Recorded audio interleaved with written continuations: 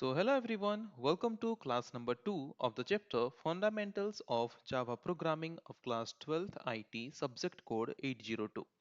So last class में हमने कुछ इंट्रोडक्शंस कुछ बेसिक कॉन्सेप्ट्स के बारे में हमने फर्स्ट क्लास में डिस्कस ऑलरेडी कर लिया था. सो आज के क्लास में हम डिस्कस करेंगे और कुछ टॉपिक के बारे में.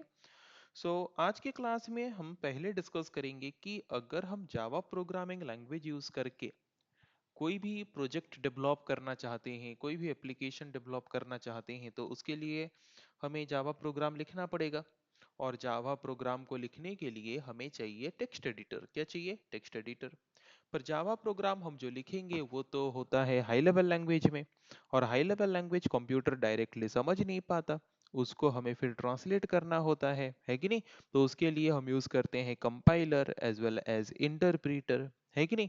तो ये जितने भी टूल्स हमें चाहिए एक जावा प्रोग्राम को लिख के एग्जीक्यूट करने के लिए, वो सारे के सारे टूल्स हमें एक स्पेसिफिक सॉफ्टवेयर में कंबाइंड फॉर्म में मिल जाता है. जिस तरह के सॉफ्टवेयर को हम क्या बोलते हैं? जिस तरह के सॉफ्टवेयर को हम बोलते हैं आईडीई. क्या बोलते हैं? आईडीई. तो आईडीई का फुल फॉर्म क्या है? आईडीई का फुल फॉर्म है इंटीग्रेटेड डेवलपमेंट एनवायरनमेंट. सो इंटीग्रेटेड डेवलपमेंट एनवायरनमेंट एक ऐसा सॉफ्टवेयर है जिसमें एक जावा प्रोग्राम को लिखने से शुरू करके एग्जीक्यूट करने तक जितने भी टूल्स चाहिए वो सारे के सारे टूल्स हमें इस सॉफ्टवेयर में अवेलेबल किए जाते हैं, जिसके द्वारा इजीली हम इस तरह के सॉफ्टवेयर को यूज करके किसी भी तरह का जावा एप्लीकेशन डेवलप कर सकते हैं. मतलब जावा एप्लीकेशन को लिखने से शुरू करके उसको एग्जीक्यूट करने तक हर एक काम कर सकते हैं. उसके लिए जितने भी टूल्स चाहिए वो सारे के सारे टूल्स हमें प्रोवाइड किया जाता है जिस तरह के प्लेटफॉर्म में या फिर जिस तरह के सॉफ्टवेयर में. उसको हम बोलते हैं IDE, means integrated development environment. तो मार्केट में ऐसे बहुत से आईडीई सॉफ्टवेयर्स अवेलेबल हैं जिनको यूज करके हम at one place Java program को लिख सकते हैं, कंपाइल कर सकते हैं एंड एग्जीक्यूट कर सकते हैं to generate the final output. तो उसमें से हम हमारे सिलेबस के हिसाब से जिस नेटबीन्स मतलब जिस आईडीई सॉफ्टवेयर को हम यूज करने वाले हैं उस आईडीई सॉफ्टवेयर का नाम है जावा नेटबीन्स आईडीई. ओके.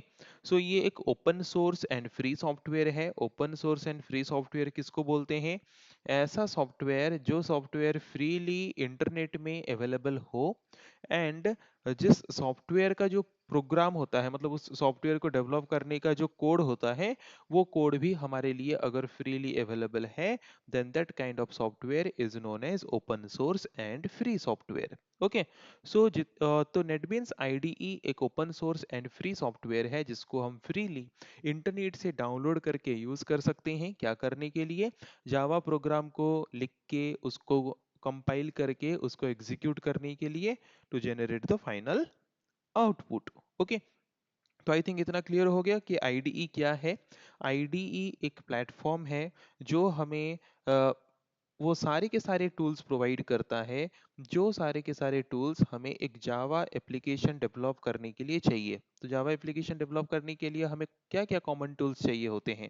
जैसे कि टेक्स्ट एडिटर जिसके मदद से हम जावा प्रोग्राम लिख सकते हैं, देन कंपाइलर जिसके मदद से हम बाइट कोड जनरेट कर सकते हैं, देन जेवीएम और इंटरप्रीटर जिसके मदद से हम जावा को मतलब बाइट कोड को मशीन कोड में कन्वर्ट कर सकते हैं, है कि नहीं?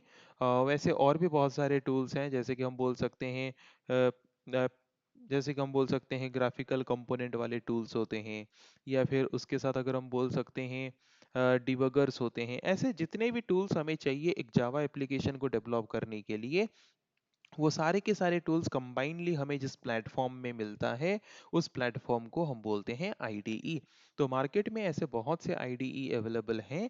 तो उनमें से हम हमारे सिलेबस के हिसाब से जो free and open source IDE software use करने वाले हैं वो है नेटबीन्स आईडीई. तो अभी हम देखेंगे कि कैसे हम नेटबीन्स आईडीई सॉफ्टवेयर को यूज करके एक सिंपल एक बेसिक जावा प्रोग्राम हम कैसे खुद से लिख के उसको एग्जीक्यूट कर सकते हैं. और उसका एक एग्जाम्पल अभी हम डिस्कस करेंगे. और उस एग्जाम्पल को डिस्कस करते करते उस सॉफ्टवेयर में हम जो डिफरेंट टर्म्स को देखेंगे उन सारे टर्म्स को भी धीरे धीरे हम डिस्कस करेंगे आज के ही क्लास में. ओके। तो सबसे पहले हम यहाँ पे जो एग्जाम्पल लेने वाले हैं, तो एग्जाम्पल हम लेने वाले हैं किसका? हेलो वर्ल्ड एक मैसेज प्रिंट करने का। ओके। मतलब यहाँ पे हम एक सिंपल जावा प्रोग्राम लिखेंगे, जिस जावा प्रोग्राम के मदद से हम क्या आउटपुट जनरेट करेंगे? हम आउटपुट प्रिंट करेंगे हेलो वर्ल्ड मैसेज का। ओके। तो उसके लिए सबसे पहले हमें क्या करना पड़ेगा? उसके लिए सबसे पहले हमें नेटबिन्स आईडीई जो सॉफ्टवेयर है, जो प्लेटफॉर्म है, उसको ओपन करना पड़ेगा। तो हम क्या कर सकते हैं? अगर हमारे कंप्यूटर के डेस्कटॉप में अगर नेटबिन्स आईडीई का आइकॉन है, तो उसके ऊपर डबल क्लिक करके उसको ओपन कर सकते हैं, या फिर सर्च बॉक्स में जाके सर्च कर सकते हैं। ओके। तो हमने सर्च कर दिया, तो सर्च करेंगे तो नेटबिन्स आईडीई का जो भी वर्जन का सॉफ्टवेयर हमारे पास होगा वो अवेलेबल हो जाएगा। उसके ऊपर क्लिक करके हमें उस प्लेटफॉर्म को या फिर उस सॉफ्टवेयर को हमें ओपन कर देना है। ओके। तो ये हमारा फर्स्ट स्टेप है। तो फर्स्ट स्टेप में हमने सबसे पहले प्लेटफॉर्म ओपन कर दिया, नेटबिन्स आईडीई हमने ओपन कर दिया। नेटबिन्स आईडीई को ओपन करने के बाद अभी हमारा नेक्स्ट काम क्या है? नेटबिन्स आईडीई को ओपन करने के बाद अभी हम अगर उसमें कोई भी प्रोग्राम लिखना चाहते हैं, तो उस प्रोग्राम को लिखने के लिए हमें यहाँ पे सबसे पहले क्या करना होता है? हमें यहाँ पे सबसे पहले प्रोजेक्ट क्रिएट करना होता है। क्या करना होता है? प्रोजेक्ट क्रिएट करना होता है। तो अगर मैं सिंपल तरीके से समझा दूं कि अगर हम नेटबिन्स आईडीई को यूज करके कोई भी जावा एप्लीकेशन बना रहे हैं, तो देन उस जावा एप्लीकेशन को हम क्या बोलते हैं? इसमें उस जावा एप्लीकेशन को हम इसमें बोलते हैं प्रोजेक्ट। ओके। उस जावा एप्लीकेशन को हम क्या बोलते हैं? प्रोजेक्ट। ये शॉर्ट क्वेश्चन में आ सकता है कि जो भी जावा एप्लीकेशन हम बनाते हैं बाय यूजिंग नेटबिन्स आईडीई, उसको हम क्या बोलते हैं? उसको हम बोलते हैं प्रोजेक्ट। तो जबकि हमें यहाँ पे एक जावा एप्लीकेशन या फिर प्रोजेक्ट बनाना है, तो उसके लिए हम सबसे पहले कहाँ पे जाएंगे? फाइल टैब में जाएंगे। हमें क्या बनाना है? प्रोजेक्ट। तो न्यू प्रोजेक्ट में क्लिक करेंगे। न्यू प्रोजेक्ट में क्लिक करने के बाद वहां पे दो लिस्ट आएगा, एक कैटेगरीज वाला लिस्ट आएगा, एक प्रोजेक्ट्स वाला लिस्ट आएगा। तो कैटेगरीज वाला जो लिस्ट है, सो नेटबीन्स आईडीई जो एक प्लेटफॉर्म है या फिर एक सॉफ्टवेयर है, उसमें हम Java, C, C plus plus, PHP, H T M L, JavaScript, ऐसे डिफरेंट लैंग्वेजेस यूज करके हम डिफरेंट काइंड ऑफ एप्लीकेशन या फिर प्रोजेक्ट बना सकते हैं। तो सबसे पहले कैटेगरीज लिस्ट में हम चूज करेंगे कि हम कौन सा लैंग्वेज को यूज करके प्रोजेक्ट बनाना चाहते हैं। तो हम जावा लैंग्वेज को यूज करके प्रोजेक्ट बनाना चाहते हैं, तो उसके लिए पहले हम चूज कर देंगे जावा ऑप्शन को। हमने यहाँ पे चूज किया जावा विथ अंट वाला ऑप्शन। ओके। फिर जावा का अगर हमें प्रोजेक्ट बनाना है, तो किस तरह का प्रोजेक्ट बनाना है उसके भी ऑप्शंस हैं, है कि नहीं? तो उनमें से हम कौन सा प्रोजेक्ट बनाना चाहते हैं? Java application. तो जावा एप्लीकेशन ऑप्शन को चूज करेंगे। जावा एप्लीकेशन ऑप्शन को चूज करने के बाद देन सिंपली हम नेक्स्ट बटन में क्लिक कर देंगे। तो नेक्स्ट बटन में क्लिक करने के बाद वो हमें पूछेगा प्रोजेक्ट नेम। तो प्रोजेक्ट नेम हम अपने मर्जी से कुछ भी दे सकते हैं। तो मैं यहाँ पे प्रोजेक्ट का नेम दे देता हूँ हेलो वर्ल्ड। ओके। देन एक चीज याद रखना कि प्रोजेक्ट का नेम जो है, ओके, मतलब जावा प्रोग्राम जो है वो एक तरह का ऑब्जेक्ट ओरिएंटेड प्रोग्रामिंग लैंग्वेज है।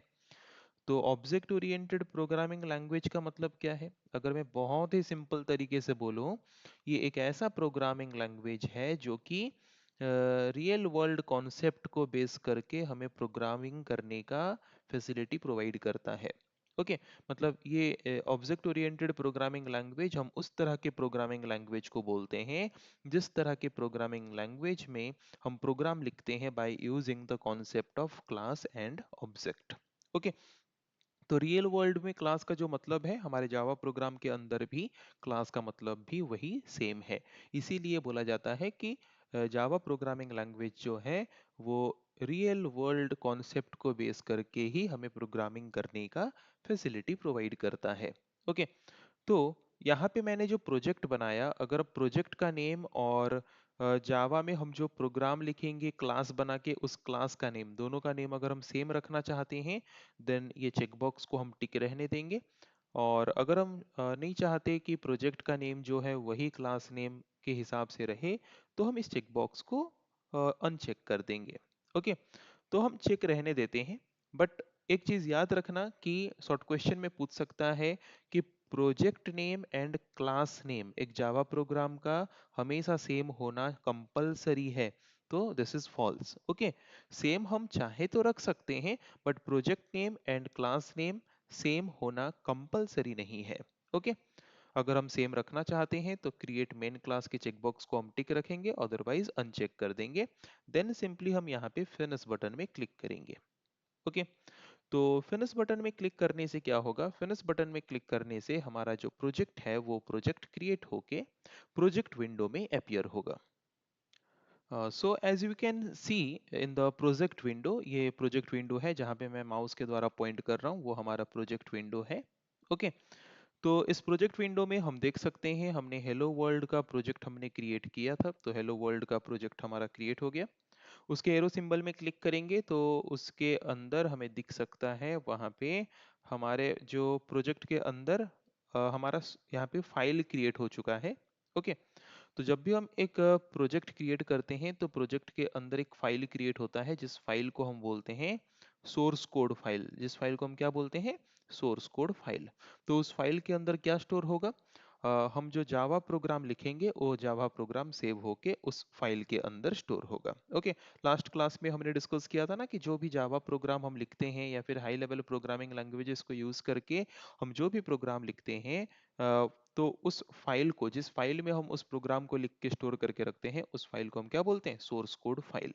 ओके, और सोर्स कोड फाइल का एक्सटेंशन क्या होता है, मैंने बताया था लास्ट क्लास में भी, डॉट जावा। तो यहाँ पे हम देख सकते हैं हमारा सोर्स कोड फाइल यहाँ पे क्रिएट हो चुका है। तो सोर्स कोड फाइल यहाँ पे जबकि क्रिएट हो चुका है, और एक चीज यहाँ पे मैं बता दूं कि जो हमारा सोर्स कोड फाइल का नेम है वो हमारे जावा प्रोग्राम के मेन क्लास के नेम के साथ बराबर होना चाहिए, सेम होना चाहिए।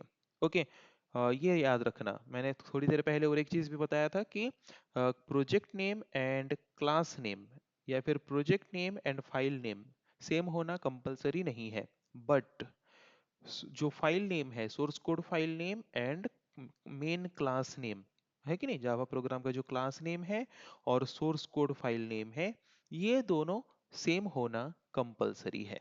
ओके, तो यहाँ पे हम जैसे कि देख सकते हैं, यहाँ पे हमारा सोर्स कोड फाइल का नाम क्या है, हेलो वर्ल्ड। ओके, वहाँ पे कौन सा कैपिटल कौन सा स्मॉल है वो भी ध्यान से देखना। ओके, बट यहाँ पे जो क्लास नेम है उस क्लास नेम को भी चेक करो, पब्लिक क्लास हेलो वर्ल्ड, वहाँ पे भी हेलो वर्ल्ड जो क्लास नेम है वो एग्जैक्टली सोर्स कोड फाइल के नेम के साथ सेम है। ओके, और ये हमेशा होना चाहिए जब भी हम जावा एप्लीकेशन डेवलप कर रहे हैं, तो इस कॉन्सेप्ट को याद रखना। एंड सेकेंड थिंग, कि जो प्रोजेक्ट नेम है हमारा, है कि नहीं, वो प्रोजेक्ट नेम जरूरी नहीं है कि हमारे क्लास नेम के साथ या फिर सोर्स कोड फाइल नेम के साथ सेम हो, वो डिफरेंट भी हो सकता है। ओके, हमने यहाँ पे सेम ले लिया है, बट हम चाहे तो सेम ले सकते हैं, चाहे तो उसको डिफरेंट भी रख सकते हैं। ओके, सो इतना क्लियर हो गया आई थिंक। उसके बाद हम आगे देखते हैं बाकी कॉन्सेप्ट। तो यहाँ पे अभी हम नेक्स्ट और एक टर्म के बारे में डिस्कस करने जाते हैं। तो ये नेक्स्ट टर्म है हमारा पैकेज। यहाँ पे पैकेज लिखा है, हम देख सकते हैं पैकेज।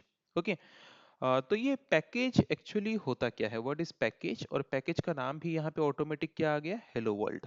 ओके, तो पैकेज नेम जो है वो बाय डिफॉल्ट असाइन कर देता है कौन सा नाम, प्रोजेक्ट का नाम हम जो दिए होते हैं, बाय डिफॉल्ट प्रोजेक्ट नेम जो है वो पैकेज नेम के हिसाब से हमें अपीयर हो जाता है। बट पैकेज नेम जो है वो हमेशा स्मॉल केस लेटर में रहता है या फिर लोअर केस लेटर में रहता है। ये हमेशा याद रखना कि पैकेज नेम जो होते हैं वो हमेशा लोअर केस लेटर में होता है, मतलब स्मॉल लेटर में होता है। और ये पैकेज है क्या एक्चुअली, अगर हम सिंपलेस्ट वे में समझें, सबसे सिंपल तरीके से हम समझें, so a package is the collection of one or more than one classes in a Java application.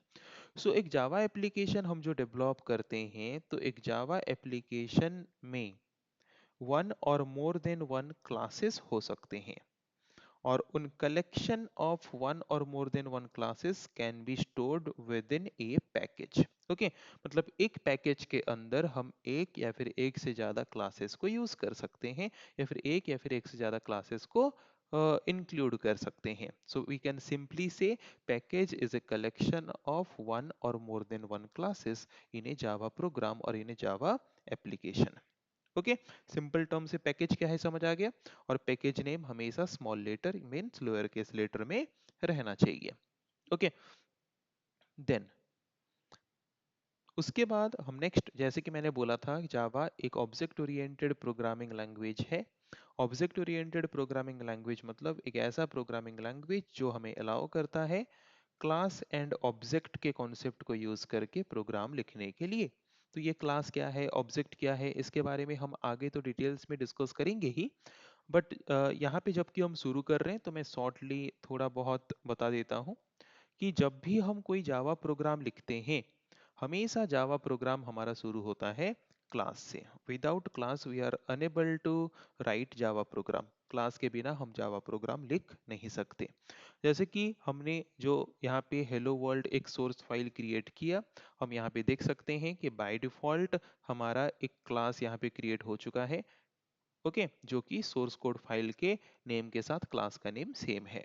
Okay, then वो क्लास के अंदर हम जो भी कंटेंट ऐड करने वाले हैं, उस क्लास के अंदर हम जो भी इंस्ट्रक्शंस ऐड करने वाले हैं, तो वो सारे के सारे इंस्ट्रक्शंस ओपन करली ब्रेसेस से लेके क्लोज करली ब्रेसेस के अंदर रहेंगे. और ओपन करली ब्रेसेस से लेके क्लोज करली ब्रेसेस के अंदर जितने भी इंस्ट्रक्शंस रहेंगे उसको हम बोलते हैं क्लास बॉडी. उसको क्या बोलते हैं, क्लास बॉडी. मतलब बॉडी ऑफ द क्लास, उस क्लास का मेन पार्ट. ओके, वो क्लास के अंदर क्या क्या कंटेंट है वो हम डिफाइन करते हैं किससे किसके अंदर, वो हम डिफाइन करते हैं ओपन करली ब्रेसेस से लेके क्लोज करली ब्रेसेस के अंदर. ओके, देन अगर हमें एक सिंपल मैसेज जनरेट करना है हेलो वर्ल्ड, देन उस क्लास के अंदर हमें यूज करना पड़ेगा एक मेथड. तो ये मेथड क्या है इसके बारे में भी हम आगे डिटेल में डिस्कस करेंगे. यहाँ पे सिंपल टर्म में बस मैं बता देता हूँ कि मेथड क्या है. मेथड मतलब हम फंक्शन बोलते हैं कि नहीं, फंक्शन. फंक्शन मतलब क्या, टास्क है कि नहीं. सो एक पर्टिकुलर क्लास क्या फंक्शन परफॉर्म करने वाला है, क्या टास्क परफॉर्म करने वाला है, उसके लिए हम क्या लिखेंगे, इंस्ट्रक्शंस लिखेंगे, है कि नहीं. सो उन सेट ऑफ इंस्ट्रक्शंस जिसको हम डिफाइन करते हैं कि क्या टास्क हमें परफॉर्म करना है, तो उस सेट ऑफ इंस्ट्रक्शन को हम क्या करते हैं, एक नाम दे के डिफाइन करते हैं. जिस जिस नाम को हम क्या बोलते हैं, जिस नाम को हम बोलते हैं मेथड.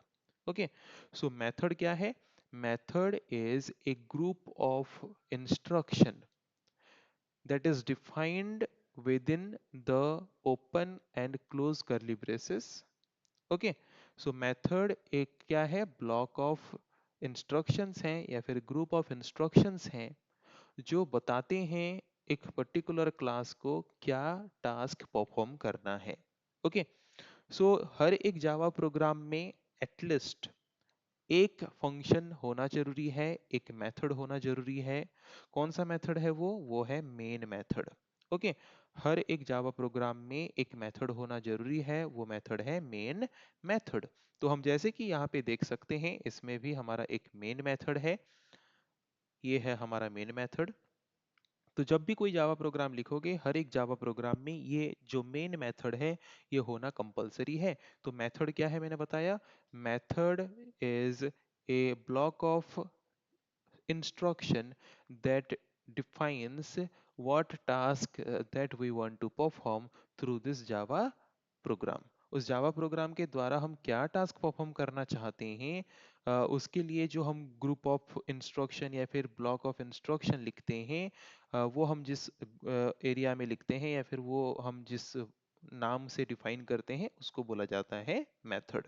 और हर एक जावा प्रोग्राम में एक मेन मेथड होता है और जावा प्रोग्राम का एग्जीक्यूशन जो है वो हमेशा मेन मेथड से ही शुरू होता है. ओके, तो मेन मेथड हमारा यहाँ पे हम देख सकते हैं, मेन मेथड हमारा यहाँ पे है क्या है, public static void main string args. और एक args मतलब आर्ग्यूमेंट्स. तो यहाँ पे एक चीज हमेशा याद रखना, जावा प्रोग्रामिंग लैंग्वेज जो है वो एक केस सेंसिटिव लैंग्वेज है. क्या है, case sensitive language. Case sensitive language हम किस तरह के लैंग्वेज को बोलते हैं? जिस तरह के प्रोग्रामिंग लैंग्वेजेस को यूज करके अगर हम कैपिटल में कुछ लिखते हैं और स्मॉल में कुछ लिखते हैं, दोनों का मतलब डिफरेंट होता है कि नहीं? कैपिटल में जो लिखते हैं वो हमेशा कैपिटल में होना चाहिए, जो हम स्मॉल में लिखते हैं वो हमेशा स्मॉल में होना चाहिए। ओके, तो उसको बोला जाता है केस सेंसिटिव। ओके, जैसे हेलो वर्ल्ड में एच कैपिटल है, डब्ल्यू कैपिटल है। अगर मैं सब कुछ स्मॉल में लिख दूं तो वो हेलो वर्ल्ड अलग है, और जिसमें कैपिटल है वो हेलो वर्ल्ड अलग है। That is known as case sensitive. Okay, so उसके बाद मेन फंक्शन है। मेन फंक्शन के अंदर हम क्या करेंगे? मेन फंक्शन के अंदर वहां पे हम अभी क्या करेंगे, हेलो वर्ल्ड अगर हम प्रिंट करना चाहते हैं तो प्रिंट करने के लिए उस मेथड, मेन मेथड के अंदर हमें यूज करना पड़ेगा एक बिल्ट इन मेथड। ओके, एक बिल्ट इन मेथड हमें यूज करना पड़ेगा। क्या है उस बिल्ट इन मेथड का नाम? System dot out dot print Elon. Okay, ये एक बिल्ट इन मेथड है। बिल्ट इन मेथड मतलब जो मेथड पहले से बिल्ट करके हमें दिया गया है बस यूज करने के लिए, है कि नहीं? उस तरह के मेथड को हम बोलते हैं बिल्ट इन मेथड। और मेथड क्या है तो हम जानते हैं, method is A group of instruction that defines what task that we want to perform, है कि नहीं? मतलब मेथड जो है वो ग्रुप ऑफ टेक्स्ट है, ग्रुप ऑफ इंस्ट्रक्शंस है, जो हमें बताता है कि हमें क्या टास्क करना है। तो बिल्ट इन मेथड्स में क्या होते हैं? ब्लॉक ऑफ इंस्ट्रक्शन या फिर सेट ऑफ इंस्ट्रक्शंस पहले से डिफाइन किए गए होते हैं कि उस मेथड को यूज करके हम क्या काम कर सकते हैं।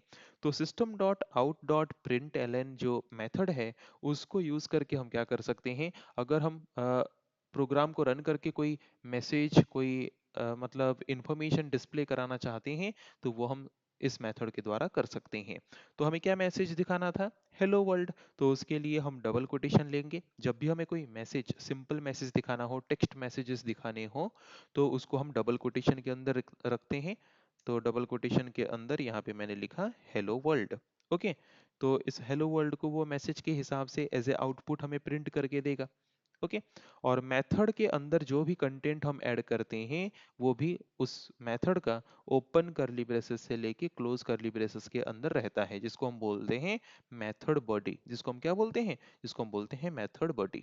तो जैसे कि इंग्लिश में हम कोई सेंटेंस लिखते वक्त उस सेंटेंस को हम एंड करते हैं फुल स्टॉप के द्वारा, वैसे ही जावा प्रोग्रामिंग लैंग्वेज में जब हम जावा प्रोग्राम लिखते हैं तो हर एक इंस्ट्रक्शन लाइन को एंड करने के लिए वहां पे हम यूज करते हैं सेमी कॉलन।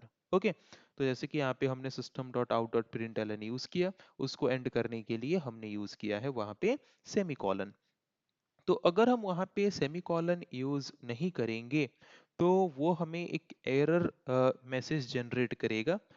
मतलब एक ग्लिप सिंबल, मतलब या फिर एक एक्सक्लामेशन सिंबल जैसा दिखाएगा रेड कलर का, उसी लाइन के लेफ्ट हैंड साइड में, जो कि हम देख सकते हैं। और जब हम उसमें पॉइंट करेंगे तो वो हमें कुछ हिंट देगा कि ये जो एरर जनरेट हो रहा है किस रीजन की वजह से हो रहा है, तो क्या चीजें हम वहां पे ऐड करने से मे बी वो एरर वहां से रिमूव हो सकता है। तो जब हम उसमें पॉइंट कर रहे हैं तो वहां पे दिखा रहा है, देखो सेमी कॉलन एक्सपेक्टेड। अगर सेमी कॉलन हम दे देंगे तो वो एरर सिंबल वहां से रिमूव हो जाएगा। ओके, देन उसके बाद अगर हम देखें यहाँ पे जो स्क्रीन है, इस स्क्रीन को हम क्या बोलते हैं? इसको हम बोलते हैं टेक्स्ट एडिटर विंडो। और टेक्स्ट एडिटर विंडो में ही हम जावा प्रोग्राम लिखते हैं हमारे जावा एप्लीकेशन को डेवलप करने के लिए। देन उसके बाद अगर हम देखेंगे तो यहाँ पे कुछ ग्रे कलर के टेक्स्ट हमें देखने को मिल रहे हैं, राइट? तो ग्रे कलर के टेक्स्ट जो भी हमें देखने को मिल रहे हैं उनको हम बोलते हैं कमेंट। क्या बोलते हैं उनको? कमेंट्स। तो कमेंट्स हम जावा प्रोग्राम में क्यों ऐड करते हैं? To add some additional description that will be helpful for the programmer in future. Okay, जो भी जावा प्रोग्राम हम लिखते हैं वहाँ पे कोई भी इंस्ट्रक्शन अगर हम लिखते हैं तो उसके रिलेटेड कुछ एडिशनल डिस्क्रिप्शन अगर हम ऐड करना चाहते हैं तो वो एडिशनल डिस्क्रिप्शन हम ऐड कर सकते हैं in the form of comment in Java program. और वो कमेंट्स ऐड करने के लिए हमारे पास दो फॉर्मेट है। ओके, ये एक फॉर्मेट हम देख सकते हैं, ये एक फॉर्मेट जो ग्रे कलर का टेक्स्ट है वहां पे हम देख सकते हैं। तो ऐसे डबल लाइन, जिसको बोलते हैं डबल फॉरवर्ड स्लैश, उसको यूज करके हम सिंगल लाइन कमेंट ऐड कर सकते हैं। एंड एज वेल एज और एक फॉर्मेट क्या है, forward slash then star, then उसके बाद जो भी कमेंट्स ऐड करना है वो कमेंट्स हम ऐड कर सकते हैं, एंड देन फिर उसको एंड किस में करेंगे, star and another forward slash. तो इस तरह के फॉर्मेट हम यूज करते हैं किसके लिए, इस तरह के फॉर्मेट हम यूज करते हैं मल्टीपल लाइन कमेंट्स के लिए। ओके, तो हम दो तरीके से कमेंट्स ऐड कर सकते हैं, single line comment as well as multi line comment. Single line comment के लिए हम यूज कर सकते हैं double forward slash, and multi line comment के लिए हम यूज कर सकते हैं forward slash star at the beginning and star forward slash at the end. Okay, किसमें, मल्टीपल लाइन कमेंट्स में। ओके, सो आज की क्लास में हमने क्या क्या डिस्कस कर दिया, आईडीई क्या है, नेटबिन्स आईडीई को कैसे ओपन कर सकते हैं, जो भी जावा एप्लीकेशन हम डेवलप करते हैं नेटबिन्स आईडी में उसको क्या बोलते हैं, देन कमेंट क्या है, कमेंट्स के टाइप्स जो हैं, single line comment and multi line comments कैसे ऐड कर सकते हैं, देन सोर्स कोड फाइल का नेम क्लास नेम के साथ सेम होना कंपलसरी है, बट जो हमारा प्रोजेक्ट नेम है वो कंपलसरी नहीं है कि प्रोजेक्ट नेम या फिर जो पैकेज नेम है वो हमारे क्लास नेम के साथ सेम हो या फिर सोर्स कोड फाइल के नेम का साथ सेम हो, वो कंपलसरी नहीं है। देन हमने डिस्कस किया कि जो जावा प्रोग्राम है वो क्लास से शुरू होता है, विदाउट क्लास हम जावा प्रोग्राम क्रिएट नहीं कर सकते, और क्लास का जो बॉडी है वो ओपन करली ब्रेसेस से लेके क्लोज करली ब्रेसेस के अंदर डिफाइन किया जाता है। फिर क्लास के अंदर हम यूज करते हैं मेथड, और मेथड क्या है, method is a collection of block of text or block of group of text that defines what task that class has to perform. वो क्लास क्या टास्क परफॉर्म करना चाहिए उसके लिए जो ग्रुप ऑफ टेक्स्ट हैं वो हम डिफाइन करते हैं एक नाम असाइन करके, एक ग्रुप के हिसाब से उस ग्रुप को या फिर उस ब्लॉक को हम बोलते हैं मेथड। तो मेथड दो तरह के होते हैं, मतलब कुछ बिल्ट इन मेथड्स होते हैं, मतलब जो मेथड्स ऑलरेडी पहले से डिफाइन किए गए हैं कि उनका काम क्या है, बस हम उनको यूज करते हैं। और कुछ मेथड्स होते हैं यूजर डिफाइंड मेथड्स, जो कि प्रोग्रामर अपने रिक्वायरमेंट के हिसाब से डिफाइन करता है। और हर एक जावा प्रोग्राम में एटलीस्ट वन मेथड होना कंपलसरी है, जिस मेथड को हम बोलते हैं मेन मेथड, क्योंकि जावा प्रोग्राम का सारा एग्जीक्यूशन जो है वो मेन मेथड से ही शुरू होता है। ओके, तो मेन मेथड हमारा यहाँ पे क्या है, public static void main string args। Okay, फिर उस मेन मेथड के अंदर जबकि हमें यहाँ पे एक मैसेज प्रिंट करना है, तो मैसेज प्रिंट करने के लिए हमने एक बिल्ट इन मेथड यूज किया। जो बिल्ट इन मेथड हमारा क्या है, जो बिल्ट इन मेथड हमारा है system dot out dot print, जिसको यूज करके अगर हम कोई भी टेक्स्ट प्रिंट करना चाहते हैं तो उसको हम डबल कोटेशन के अंदर रखते हैं, और उसको हमने एंड किया किसके द्वारा, सेमीकोलन के द्वारा। जैसे इंग्लिश में हम सेंटेंस को एंड करते हैं फुल स्टॉप के द्वारा, वैसे जावा में हम एंड करते हैं सेमीकोलन के द्वारा। ओके, देन अगर कोई एरर जनरेट होता है तो एक रेड कलर का एक्सक्लेमेशन मार्क जो है उसी लाइन के लेफ्ट हैंड साइड में हमें दिखने को मिल जाता है, उसको अगर हम पॉइंट करते हैं तो वो हमें कुछ एडिशनल डिस्क्रिप्शंस शो कर देता है कि एरर किस रीजन की वजह से मे बी जनरेट हुआ हो सकता है। ओके, वो हमें डिस्प्ले कर देता है। उसके बाद ये जावा प्रोग्राम सिंपली हमें जो लिखना था वो तो हमने यहाँ पे सिंपली लिख लिया है। तो अगर हम ये कमेंट सेक्शंस को रिमूव कर दें, ओके, मैं रिमूव कर दे रहा हूँ कमेंट सेक्शन को ताकि हमारा जावा प्रोग्राम थोड़ा सिंपल लगे, ताकि सिंपली समझ आ जाए कि अगर हमें एक सिंपल हेलो वर्ल्ड का मैसेज प्रिंट करना है तो उसके लिए हमें कितना लिखना पड़ेगा। ओके,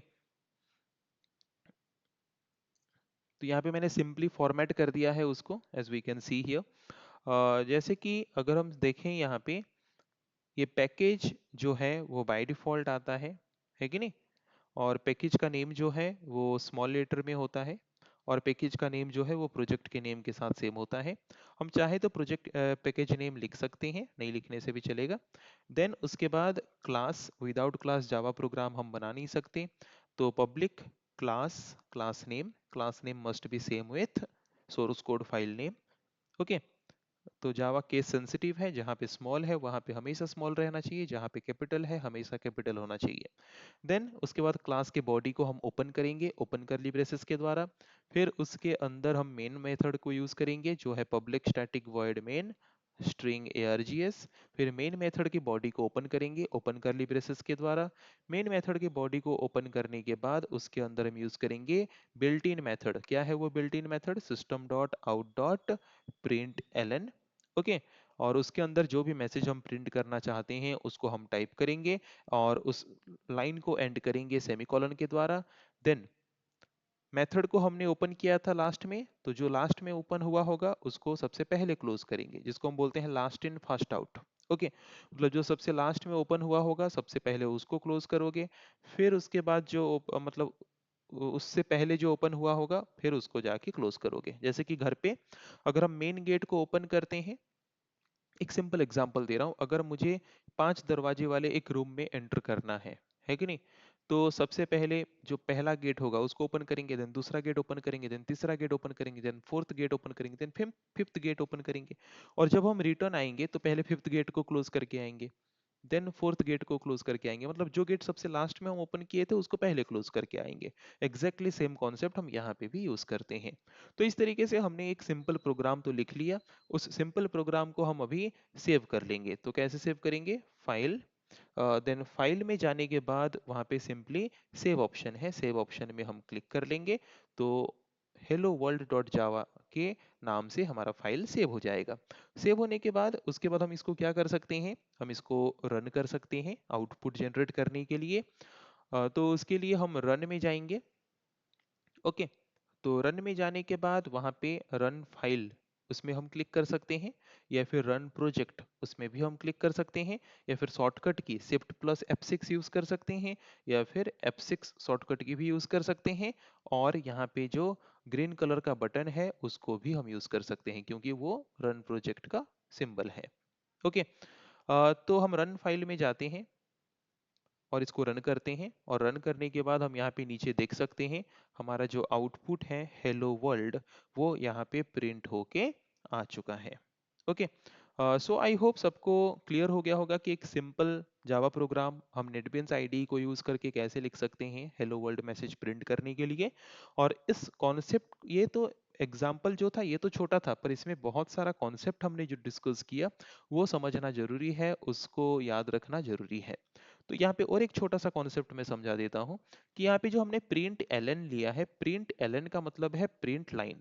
ओके, इसका मतलब क्या है? वो एक मैसेज प्रिंट करने के बाद वो नेक्स्ट मैसेज जो प्रिंट करेगा वो नेक्स्ट लाइन में प्रिंट करेगा। ओके, मैं इसको फिर से रन करके दिखाता हूँ। देखो वो क्या कर रहा है, हेलो वर्ल्ड प्रिंट करने के बाद जो हमारा कर्सर है ब्लिंक कर रहा है वो न्यू लाइन में ब्लिंक कर रहा है, मतलब इसके बाद नेक्स्ट जो प्रिंट होगा वो न्यू लाइन में होगा। ओके, ये किसके वजह से हो रहा है? प्रिंट एलन की वजह से हो रहा है। अभी हम क्या करते हैं, इस प्रिंट एलन को हम ओनली प्रिंट करके देखते हैं और इसको थोड़ा रन करके देखते हैं। ओके, तो यहाँ पे देख सकते हो हेलो वर्ल्ड के बाद बिल्ड सक्सेसफुल जो लिखा वो सेम लाइन में लिखा है कि नहीं? यहाँ पे अगर हम प्रिंट एलन लिख लेते तो क्या होता? वो उसको न्यू लाइन में रखता।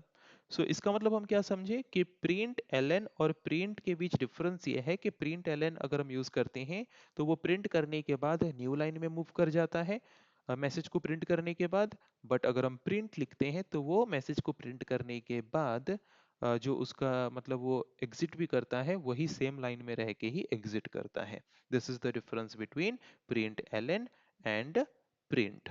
Okay, so I hope concept यहाँ पे क्लियर हो गया होगा प्रिंट एलन और प्रिंट के बीच क्या डिफरेंस है। और आज के क्लास में हमने जितना कॉन्सेप्ट डिस्कस किया आई थिंक सबको क्लियरली समझ आ चुका होगा। और नेक्स्ट क्लास में हम डिस्कस करेंगे ऐसे और कुछ टॉपिक के बारे में। आज के लिए इतना ही, थैंक यू।